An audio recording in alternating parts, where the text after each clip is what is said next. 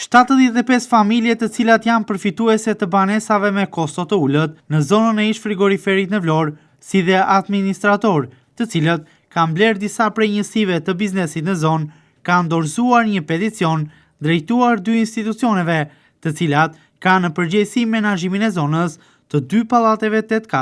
të ndërtuar në lagjen Kushtrimi. Peticioni, i firmosur nga 77 persona, i është drejtuar entit kombëtar të banesave, si dhe Bashkisë të Vlorës. Kërkesat e parashtruara nga banorët kishin të bënin me rehabilitimin e territorit përreth projektit, sistemim të rrjetit të kanalizimeve, vendosje të ndryshimit rrugor, hapjen e rrugës në mesin e bllokut të banimit, largim prej andejit të shtyllave, të tensionit të OSHE të dalë jashtë funksionit, si dhe efektivitet të pagesave të kryera më parë nga banorët. Peticioni i mbritur në Tiranë, në drejtorinë e përgjithshme të endit kombëtar të banesave, ka patur reagim. Në zonën e ish frigoriferit në Vlorë kanë mbritur këtë të mërkur autoritetet më të larta përgjegjëse të endit kombëtar, me në krye drejtuesin e këtij institucioni Besmir Hysa, si dhe përfaqësuesit e firmave që kanë ndërtuar godinat e banimit apo po realizojnë projektin në vijimësi. Së bashku me përfaqësuesit e endit kombëtar në Vlorë, janë takuar me banorët e zonës,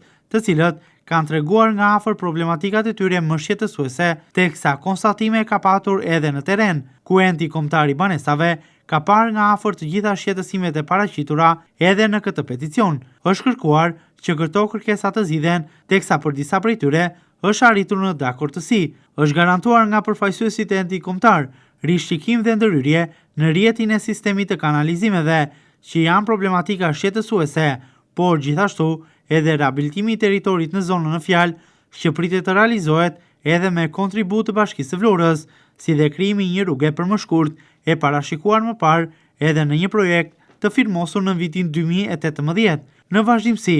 pritet që drejtuesi i entit kombëtar të banesave, Besmir Hysa, të takohet me kreun e Bashkisë së Vlorës Ermal Dredha, për të transmetuar disa prej shqetësimeve të banorëve, të cilat më pas garantohen se do të kenë zgjidhje për disa prej problematikave në fjalë, me angazhimin e dy institucioneve të angazhuara në këtë drejtim, të cilat kanë shfaqur gatishmërinë e tyre për zgjidhjen e problemit. Hysa ka marrë përsipër bisedimet e mëparshme me kreun e Bashkisë së Vlorës edhe për të ndërhyrë në disa prej problematikave të cilat lidhen me dy pallatet e ndërtuara vite më parë, pikërisht në zonën e ish frigoriferit. Problematika këto të cilat lidhen kryesisht me izolimin e godinave të banimit, rehabilitimin e fasadës së jashtme të pallateve, si dhe lyerjen e tyre.